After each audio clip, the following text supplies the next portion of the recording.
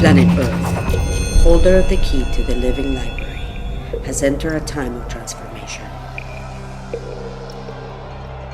After cycles and cycles and cycles of duality.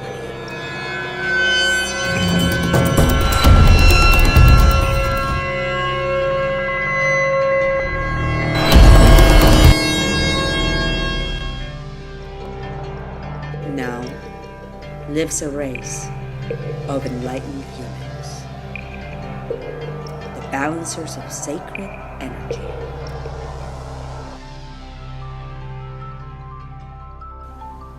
The joyful ones, anointed ones, gifted ones, peacemakers, bringers of love.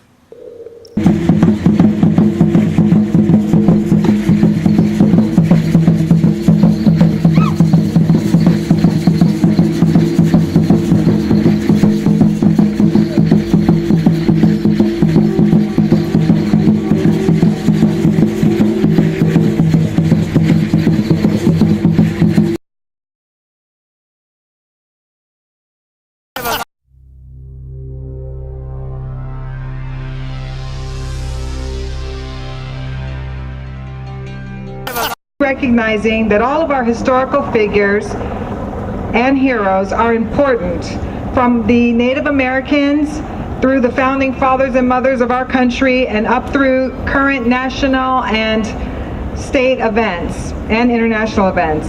It's time to teach our children that all kinds of people have positively contributed to our American history.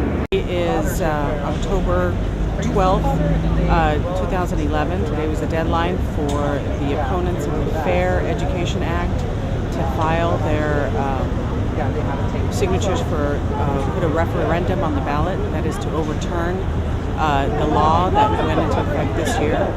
What the Fair Education Act is the opportunity for the history of lesbian, gay, bisexual, transgender people and those with disabilities to be represented. We're actually here also because Frank Kameny, the grandfather of the LGBTQ modern day movement, passed away yesterday, and he died unequal.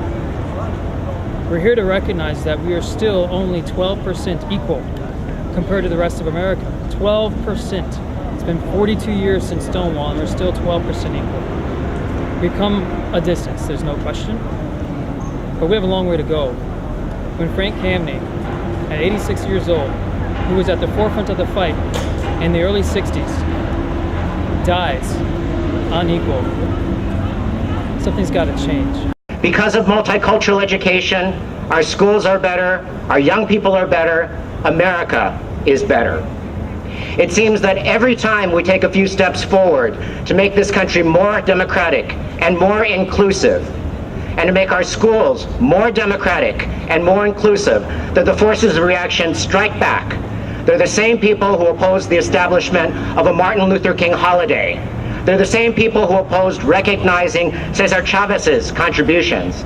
And they are the same people trying to repeal the Fair Education Act. Who does FAIR impact, and how does it impact? It impacts children sitting in their classroom. Right now in the state of Alabama, little children are going to school and crying. They're afraid. They're afraid because they're afraid they could be deported, simply because the color of their skin. And you know what? They could have been born here. They could be American citizens, and they still get harassed. At 8 years old, at 6 years old. You know, if you do it to an adult, that's one thing. You do it to a child.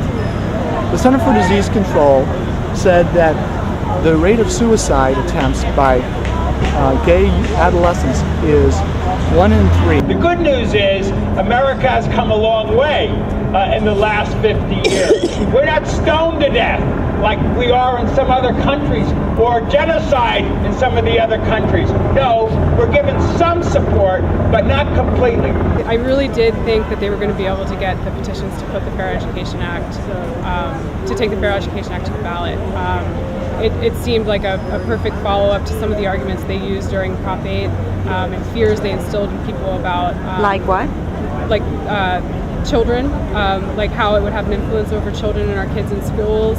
And I thought that would be an effective argument, but I think this really showed that people are tired of it. And with the 18,000 couples being married, since it was legal, that things haven't started to crumble and other people's lives aren't being impacted, and that we're really all just people and trying to find happiness where we can.